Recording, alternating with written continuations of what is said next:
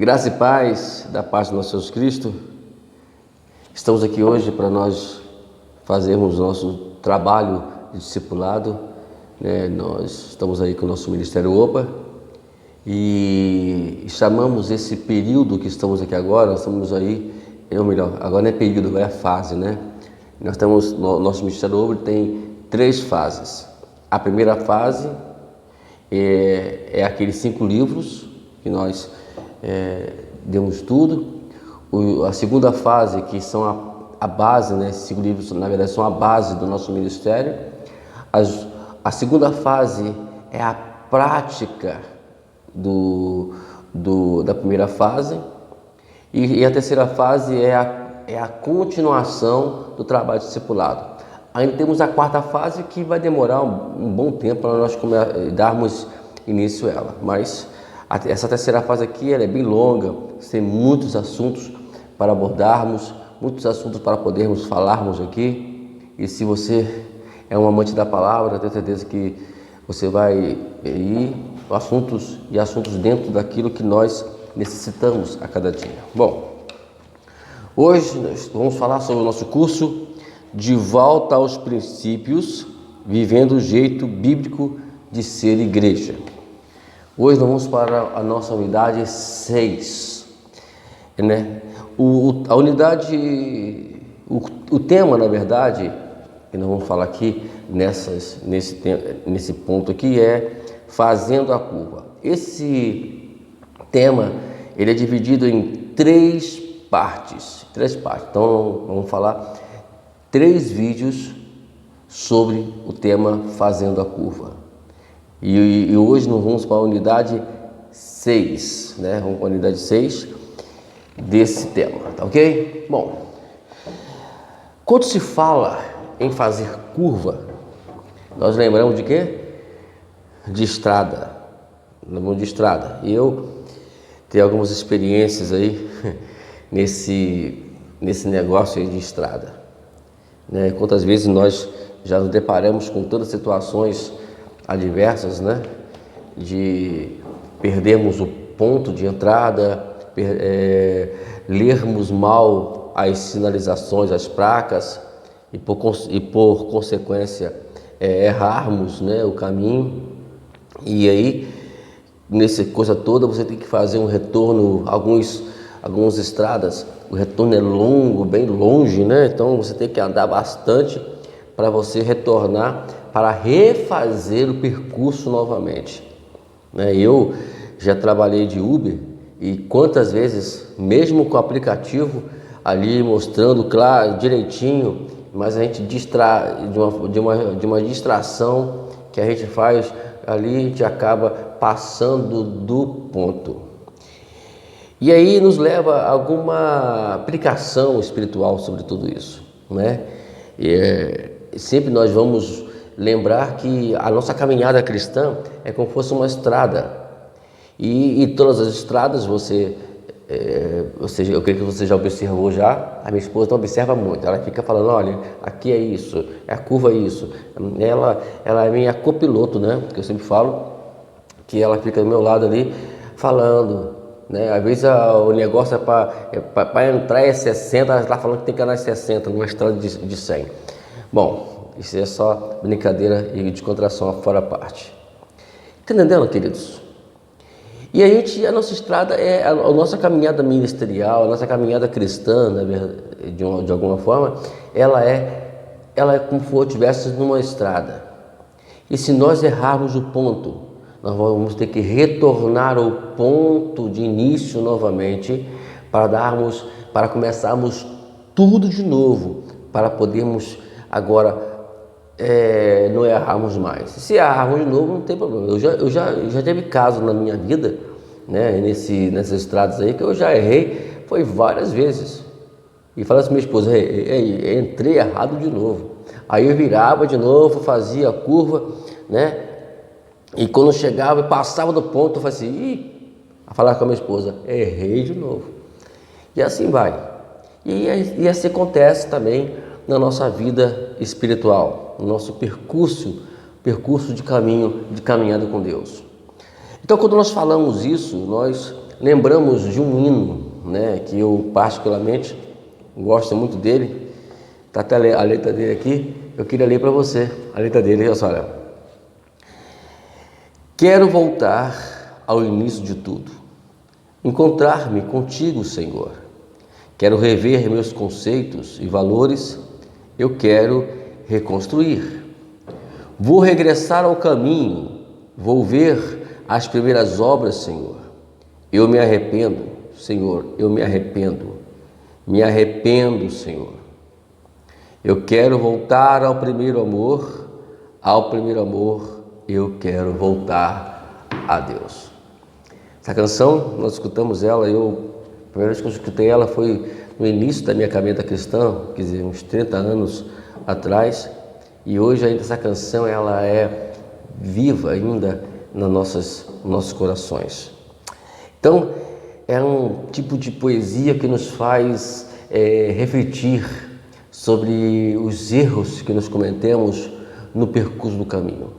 E quando nós falamos em erro, nós lembramos da igreja de Éfeso, que foi justamente a igreja a qual Jesus, lá em Apocalipse, no capítulo 2, ele menciona a falta do amor dos Efésios.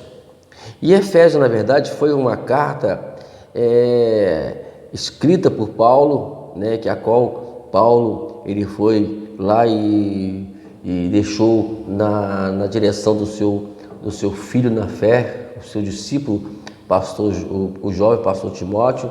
Também estavam lá também, entre eles também, aquele casal abençoado, né, que todo pastor quer ter ao seu lado, né, que é Áquila e Priscila. Né, eu sempre falo que todo pastor precisa de uma Áquila e de uma Priscila ao seu lado, para poder os ajudar. Então, vejamos que tudo isso nos faz voltar entender a razão. E se você for observar a carta aos Efésios, é uma carta que fala sobre batalha espiritual. Você vê que você vai observar capítulo 1, 2, 3, 4 e 5 é uma preparação para uma preparação ali, diz aonde estão as batalhas, aonde estão os embates do dia a dia que nós temos. Depois Paulo, no capítulo 6, Paulo ele vai nos dar como vencer todos esses embates. Então, a igreja de Éfeso, pelo que nós lemos no capítulo 2 de Apocalipse e também na sua carta de Paulo lá escrevendo para eles, era uma igreja viva, uma igreja que cooperava, era uma igreja que sempre estava avançando no reino de Deus. Uma igreja típica daquela que as pessoas dizem que é uma igreja que não parava, uma igreja bem ativa mesmo, como já mencionamos. E aqui podemos mencionar algumas coisas que Paulo elogiou, né, na igreja de Éfeso, que primeiramente, eles trabalhavam afinco na obra do Senhor. Também eles tinham outra qualidade, que era perseverar com paciência, né? Também tem essa virtude também. Tem outra também virtude também que eles tinham, que não tolerava pessoas más. E também temos outra qualidade, que ele questionava e não aceitavam falsos apóstolos lá. Mas vejamos o que Jesus falou com essa igreja. Eu queria deixar aqui o versículo bíblico, né? No caso Apocalipse, né? Você vai ler aí Apocalipse no capítulo 2, né? Versículo 4 de Apocalipse. Vamos lá, abre a tua Bíblia aí, meu amado, abre a sua Bíblia, por favor. Vamos nós interagirmos com a palavra de Deus. Apocalipse capítulo 2, versículo 4, que diz assim: olha só, amados. Tenho, porém, contra ti que abandonaste o teu primeiro amor. Tem abandonado o teu primeiro amor. Aí o versículo 5. Lembra-te, pois, de onde caíste, arrepende-te e volta à prática das primeiras obras. E se não, venho a ti e moverei do seu lugar o teu candeeiro, caso não te arrependas. Aí nós temos aqui a linguagem de hoje também, que fala sobre isso, né? Que fala, né, que, porém, tenho contra vocês que vocês não me amam como amavam no princípio. Lembre quando vocês caíram, arrependam-se dos seus pecados e façam o que faziam desde o princípio. Isto é, vamos voltar ao início de tudo. Eu já falei aqui em vídeos anteriores e volto a falar novamente sobre a questão de princípios. Princípios, eles são o único. Não existe princípio aqui no Brasil e outro exterior, não existe nada disso. O princípio bíblico é o mesmo ensinado aqui no Brasil, é o mesmo lá no norte da América do Norte, da Europa, na Ásia e África. Não existe diferença. É claro, o que vai diferenciar é somente as liturgias. Todas as liturgias, elas são aceitáveis, desde que elas estejam dentro dos princípios bíblicos. Está aqui dentro, você faz o que quiser. Se você quiser virar cabalhota dentro da igreja, não tem problema nenhum, meu irmão. Está ferindo os princípios bíblicos? Não fere os princípios bíblicos, então vira cabalhota. O que não pode é ferir os princípios bíblicos, não pode contrariar os ensinamentos de Jesus Cristo. Então, vemos aqui que Jesus, ele, intermédio aqui do Apocalipse, né, no capítulo 2, ele está falando para poder voltar ao início de tudo. Então, essa mensagem precisa ser ativa, estar ativa nas nossas vidas sempre. Vamos lá. Em certa ocasião, Paulo tinha elogiado os Efésios por seu amor Deus aos semelhantes. Paulo elogiava os Efésios no versículo e dizia que eles estavam sempre fortes e firmes na fé, né? Então, Paulo, ele tinha essa coisa. Então, os Efésios eram uma igreja dinâmica, porém, ela moveu-se ou desviou-se um pouco dos ensinos, dos princípios ensinados por Jesus e pela igreja primitiva. Bom, hoje nós vamos falar nessas unidades, e vão ser 3 unidades, né? Nesse tema Fazendo a Curva, e vamos falar sobre 4 pontos principais da implementação da igreja da visão da igreja multiplicadora. Por que igreja multiplicadora? Talvez você me pergunte. A igreja multiplicadora, por quê? Porque a igreja, ela foi chamada para multiplicar, para dar uma sequência, não para ficar estacionada, estagnada. Não foi chamada para isso. Então vamos lá então, que hoje vamos falar sobre algumas coisas referentes a isso. Hoje vamos falar mais, acho que hoje vamos falar sobre os princípios, né? Sobre princípios. Vamos lá. Esses pontos necessitam ser respeitados, pois, caso contrário, podemos não ser bem-sucedidos. Eles traduzem os passos que temos para dar em busca do resgate bíblico. Precisamos iniciar da forma certa para que alcancemos com êxito o objetivo final, né? Você até poderia perguntar, e a missão onde fica? Por que não falar da missão antes dos demais pontos? Cremos que a nossa missão é tão clara que nem precisa ser discutida. Cristo já nos comunicou a espera de nós em Mateus 28, capítulo 28, versículo 18 a 20. E você pode ler lá. Jesus deixou bem claro isso, para ir fazer discípulos, né, e batizar as pessoas, né, ensinar as pessoas a obedecerem tudo que Ele ordenou, os princípios que Ele ordenou. Então a questão da missão da igreja hoje é exatamente voltar ao Novo Testamento. O que está faltando na igreja hoje é entender o que o Novo Testamento, o que Jesus no seu geral, ele ensinou para a gente o que devemos fazer. E às vezes fica essa pergunta, missão, querem fazer tanta missão para lá, missão para cá, mas esquece de saber qual é a missão que tem que ser feita. Por isso, eu quero já adiantar você que nós temos aí a nossa primeira fase de estudo, que são 5 livros, Conhecendo Deus, Fazendo Sua Vontade, A Medida de Cristo, Em Missão com Deus, Batalha Espiritual e a Liderança de Jesus. Esses, na verdade, vão lhe dar, um alicerce, uma base para que você possa entender a missão que Deus tem para você nessa terra. Alguém me perguntou uma vez, qual é a missão, qual é o propósito de Deus na minha vida? Eu falei assim, eu vou te explicar enviando esses vídeos. Eu estou enviando um vídeo para ele. Se você quiser, deixa uma nota aí e eu vou, e o som de WhatsApp, eu estarei te respondendo e passando para você tudo. E se você quiser, já de imediato, vai na playlist lá, tá tudo numerado, as playlists, curso 1, curso 2, curso 3, curso 4, curso 5. Então isso quer dizer que esses são os cursos da primeira fase, Então você vai lá e segue lá, tá ok? Fazer a grande comissão, o centro da nossa missão e o ponto de convergência de todos os princípios neotestamentários é fundamental para um movimento de retorno sem acidente. Bom, é claro que também você precisa retornar ao caminho, como nós explicamos na questão das estradas,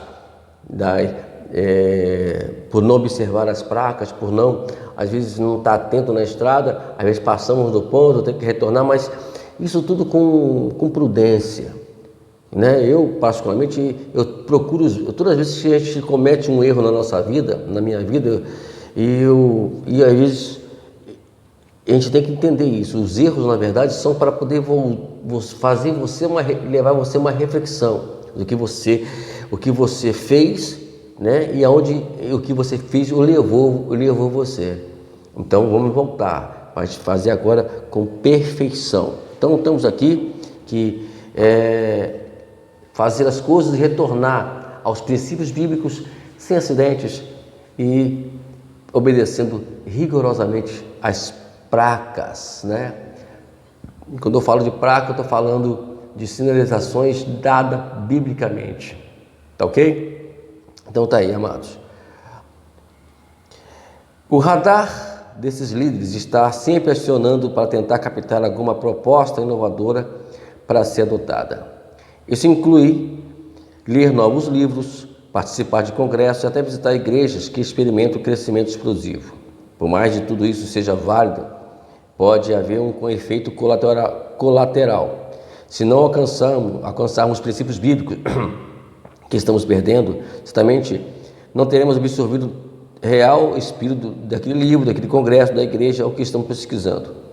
Pois toda experiência de multiplicação de discípulos que seja bíblico tem sucessos explicados justamente pela aplicação dos princípios da palavra de Deus, e isso se dá por meio de estruturas diversas. Então, o que nós vemos hoje é uma série de liderança procurando congressos, procurando livros, procurando visitar outros ministérios, outras igrejas, para poder, enfim, experimentar ou ver o crescimento. E alguns até sabem que algumas igrejas cresceram usando um determinado estilo, e lembrando que nem todas as igrejas ela tem o mesmo estilo. As filosofias, elas sempre se diferenciam um do ministério para o outro. É claro, deixando claro que os princípios bíblicos não podem diferenciar. Agora, as formas que você vai aplicar esses princípios bíblicos, elas sempre diferenciam. Agora, isso não quer dizer que você não deva ler novos livros. Eu faço isso sempre. Eu leio novos livros, se for preciso, vamos participar de congressos, vamos ver experiências de outras igrejas, mas isso tudo dentro dos princípios bíblicos. O problema todo é sair dos princípios bíblicos. E às vezes as pessoas saem, não vão a congresso, visitam a igreja e ficam até impressionados com tudo isso, mas não conseguem obter êxodo Porque ele não se aplicou ao princípio bíblico para poder colocar, quem sabe, aquelas ideias em atividade. Porque às vezes as ideias são boas, mas eu não vivo esses princípios bíblicos, então não vai adiantar nada. Tudo depende do que eu vivo, do que eu sou para Deus. Sempre falamos aqui, mencionamos sempre que não importa o que faz, importa o que eu sou. O que faz sempre vai ser consequência, sempre vai ser o efeito da razão do que eu sou. Então essa é o ponto de partida para poder evitar o máximo possível que as programações elas se alterem você. O que hoje tem muito ferido a igreja, não deixando a igreja seguir uma proporção espiritual como deveria ter, é porque estão cheios de programas, mas sem princípios. Eu vou voltar a dizer aqui, princípios são fundamentais para o início de tudo. Vamos lá. Não adianta substituir programas velhos por outros mais dinâmicos e eficientes, porque a questão não é a qualidade deles, mas quanto contribui para a liberação dos princípios bíblicos do dia a dia da igreja, que eu falei aqui. Não importa os programas. Você vai trocar de programa, você vai trocar de tudo, mas os princípios não foram liberados.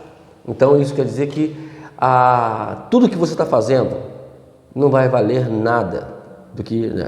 Porque não confunda uma igreja cheia de gente com uma igreja cheia de discípulos. Ter discípulo é uma coisa, ser gente é outra, né? É muito complicado. Tá ok, queridos? Procuramos o máximo. Agora, quando nós falamos em caso de princípios e a questão do ser e o fazer, nós lembramos de uma história, de uma passagem bíblica, que está lá em capítulo 10, versículo 38 e versículo 42 do livro de Lucas. Então abre aí a tua Bíblia. Lucas, capítulo 10, versículo 38 ao 42. Ali conta a história de duas irmãs, Marta e Maria. Duas mulheres distintas, duas mulheres, né, que trazem um modelo de relacionamento com Deus.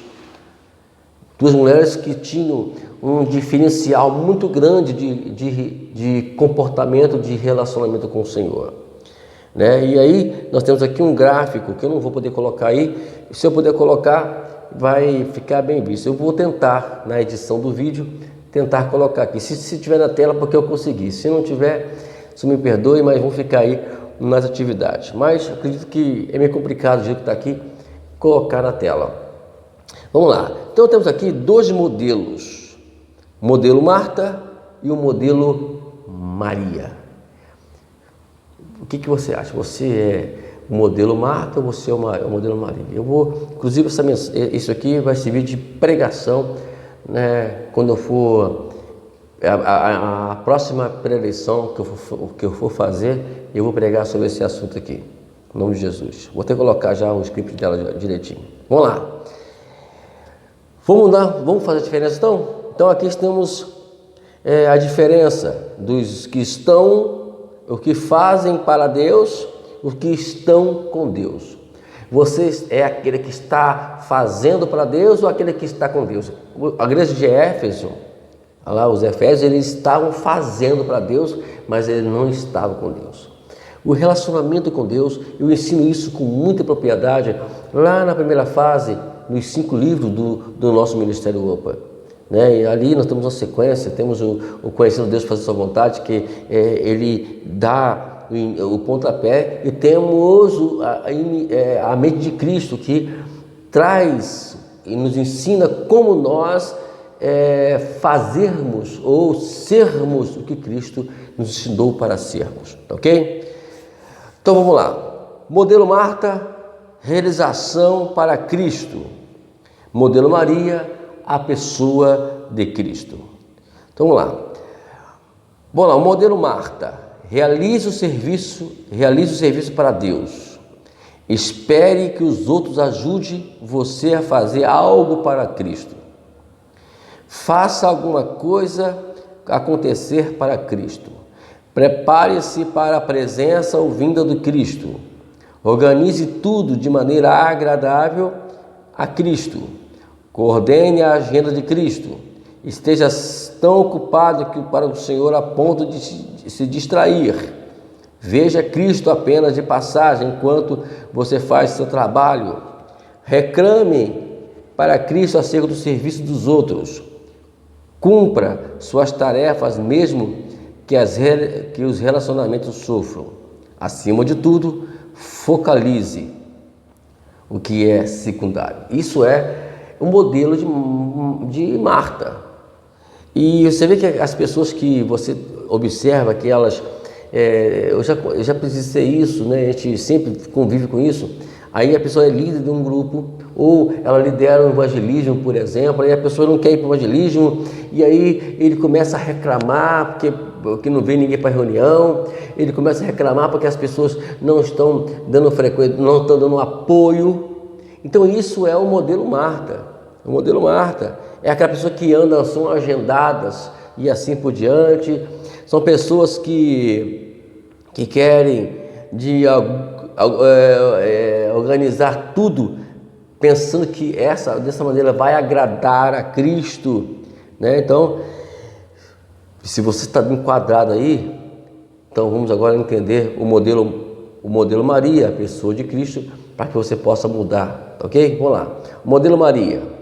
E entre na presença de Cristo, assente-se aos pés de Cristo, olhe para a face de Cristo, ouça a voz de Cristo, receba o poder de Cristo, espere Cristo curar todas as suas feridas, sinta o toque suave de Cristo, descanse no amor de Cristo, seja uma criança nos braços de Cristo, usufrua a liberdade de Cristo, entregue o medo a Cristo, lave os pés de Cristo, realize a vontade de Cristo, transborde da presença dele e, acima de tudo, focalize o que é o melhor.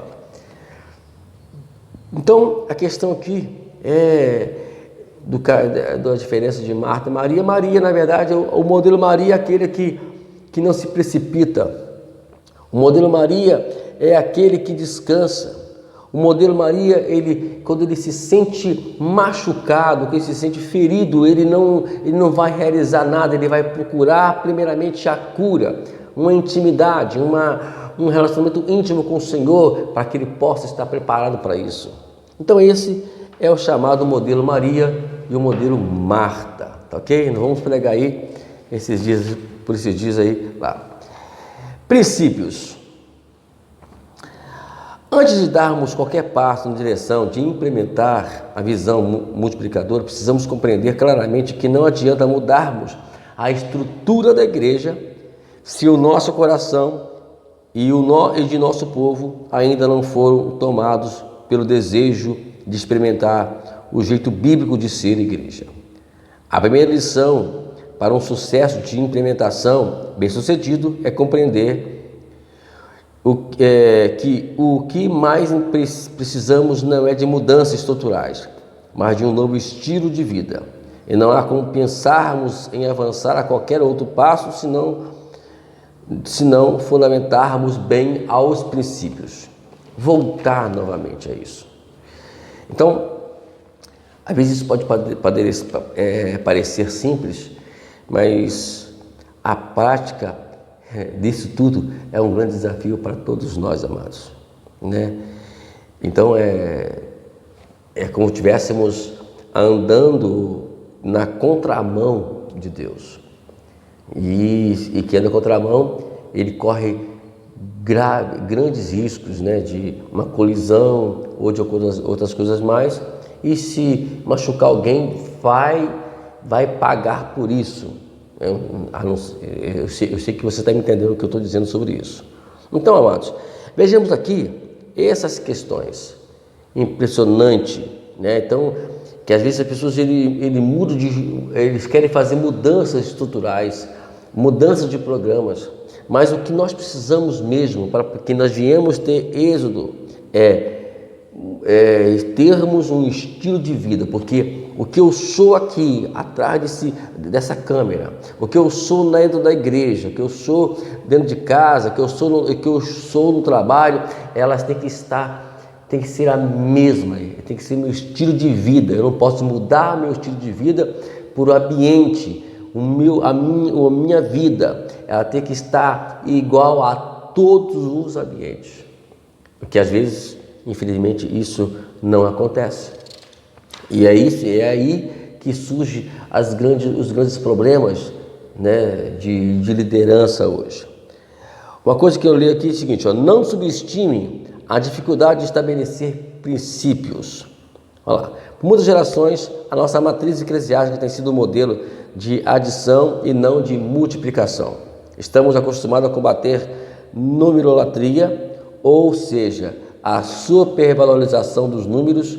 Em contrapartida, caímos no oposto da numerofobia, a versão dos números da multiplicação. Isto é, por um lado, eu quero combater a questão da qualidade e quantidade. E por outro, eu fico frustrado e entro nessa fobia de que as coisas não se desenvolvem. Eu estou na igreja há tantos anos e ali as coisas não mudam, né? Eu particularmente eu tenho essa consciência. Eu comecei assim e eu sei que é isso. Tanto na primeira igreja que eu abri como na segunda igreja que eu abri, todas elas nós passamos por mesmas situações. Eu poderia aqui contar casos, experiências que elas mudaram, né? Elas saíram da meia dúzia e passou dos 50. Então é assim que se faz, né? Mas para isso você precisa utilizar os princípios bíblicos, né? Graças a Deus, em todas as duas igrejas eu utilizei os princípios bíblicos ensinados por mim, ensinado pelos meus mentores, pastores, né? Eu tive o meu primeiro pastor foi um pastor que me deu uma aula sobre a questão de missão. E isso foi fundamental para mim. Então temos que parar com essa questão, né? E irmos à frente.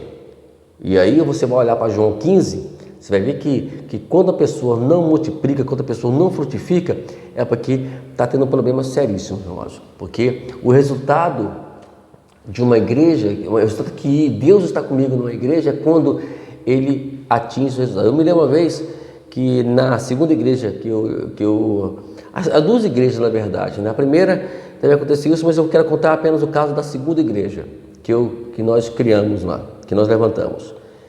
E estávamos mais ou menos, me falo a memória, de uns 2, 3 meses, né, dirigindo a igreja, e aí a igreja não passava o Salmo 90, né, o Salmo de Moisés 90, que disse: confirma as tuas obras nas minhas mãos. Sim, confirma as obras das minhas mãos. E eu comecei a orar: Senhor, eu quero que o Senhor confirme a tua obra, né, irmão? Isso foi num determinado dia. No dia seguinte, a igreja, ela superlotou, né?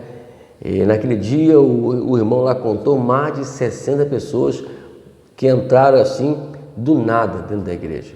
Foi uma coisa fantástica. Até hoje a igreja ainda está lá belíssima. Como também a primeira igreja também está muito bem hoje. Ela foi bem alicerçada. Então tudo que é bem alicerçado, ela não se perde. E quando quer se perder, Deus coloca outro no lugar. Mas não vai se perder porque Deus tem fundamento. Vamos lá. Meu irmão, aí ele fala assim: meu irmão, este é o grande privilégio que temos como filho de Deus. Fomos eleitos em Cristo para frutificar, para dar frutos que permaneçam. Eu falei aqui agora. A prova básica de que somos discípulos verdadeiros é a produção de frutos. Então, se eu estou sendo discipulado, então eu tenho que produzir frutos. Se eu não produzo fruto, é porque ou o discipulado ele não está sendo bem efetuado, ou eu não estou levando a sério o discipulado. Então aí que entra o problema, né? Então nós temos que pensar um pouquinho sobre isso aí. Tá ok, meu querido? Então, Vamos lá. Outro ponto essencial é a convicção de que todos os cristãos são ministros e que a obra e o ministério pode ser desenvolvido por todos. Não tem distinção entre o clérigo e o leigos. Quem faz isso é a Igreja Católica. Ela diferencia, né, os clérigos com os leigos. A Bíblia não. Os princípios bíblicos, elas igualam. E fala que, como diz lá em Hebreus 10, 19, todos têm acesso ao trono da graça. O sacerdócio, não existe mais sacerdote único, maior, menor. Sacerdócio é universal. Não existe pastor master, não existe isso, nada. Existe o pastor da igreja, que é responsável da administração da igreja. Mas tudo é igreja. Então, querido, tem que mudar essa coisa, né? Tem que mudar isso, essa filosofia, achar que as coisas, que um é melhor do que o outro, e a Bíblia ensina que é o contrário, nós temos que considerar o nosso próximo superior a nós. Então, os princípios, na verdade, eles não podem ser tirados, tá ok? Vamos lá. Se esse valor não tiver tomado o nosso coração, teremos muita dificuldade em empreender as demais. O sacerdócio universal do crente tem que possuir muito além de nosso intelecto. Todos nós falamos sobre ele, mas nossa prática denuncia os requisitos muito grandes do catolicismo romano. E um dos nossos maiores desafios é a cada dia escurtar a grande distância que existe entre clérigos e leigos. Precisamos saber e colocar em prática que todos podemos fazer novos discípulos. Quando falamos sobre princípios, nos referimos a convicções profundas que influenciam toda a nossa vida, desde o nosso falar até o nosso agir. Paramos e olhamos para Jesus e perguntamos: o que era importante para ele? Uma forma de obter essa resposta é perceber que os valores que ele transmitiu para os seus discípulos e que foram absorvidos e praticados por eles formam o que impactaram o mundo da época. Você está impactando a sua era? Ou você ainda é um dos crentes lá? Então vamos olhar para isso, né? Vamos prestar atenção nesse ponto de partida. Princípios, né? Por exemplo, as pessoas lá em casa, eu uso a seguinte forma para poder trabalhar em cima disso. Por que você não ouve música? Porque os meus princípios bíblicos me impedem ouvir músicas que a qual não são destinadas à adoração ao Senhor ou à pregação do Evangelho. É uma canção que prega o Evangelho, é uma canção que vai adorar o Senhor, então essa eu canto, né? Essa canção, ela tem objetivo, ela tem propósito, então vamos cantar ela, vamos ouvi-las também. Por que eu não danço música mudando? Porque a música, eu não vou dançar músicas seculares, porque elas, na verdade, não me só vai embalar a minha carne. O que tem que ser embalado é o meu espírito. Se você dançar com o teu usando sua carne, o seu corpo, mas dançando no espírito, aí é válido. É princípios. Estou dando um exemplo aqui em tese do que é princípios. Lá em casa, né, no meu carro, né, eu fico às vezes chateado quando coloco uma rádio que não seja evangélica, ou evangélica, eu falo que toquem louvores, que tocam canções que preguem o Evangelho, que falam do Evangelho e da adoração ao Senhor. Se não fala, fico chateado. Aí eu fico chateado, porque meu carro foi dado, ele é do Senhor, para destinado à obra do Senhor. Então, queridos, aí fechamos uma unidade hoje e semana que vem, no próximo vídeo, estaremos ensinando a segunda parte do Fazendo a Curva. Então, a primeira sinalização do Fazendo a Curva é princípios. Aprendemos sobre isso hoje. E aí, no próximo vídeo, vamos para a segunda placa, para nós fazermos a curva certa. Tá ok? Deus te abençoe. Até o próximo vídeo do nosso curso do Ministério OPA, Operação Profético André. Deus te abençoe. Deixa lembrete, o céu é o nosso limite e que as riquezas de Cristo abundem em seus corações e que a bondade e a misericórdia do Senhor vos acompanhe, se segue para onde quer que você for. Deus te abençoe em nome de Jesus Cristo.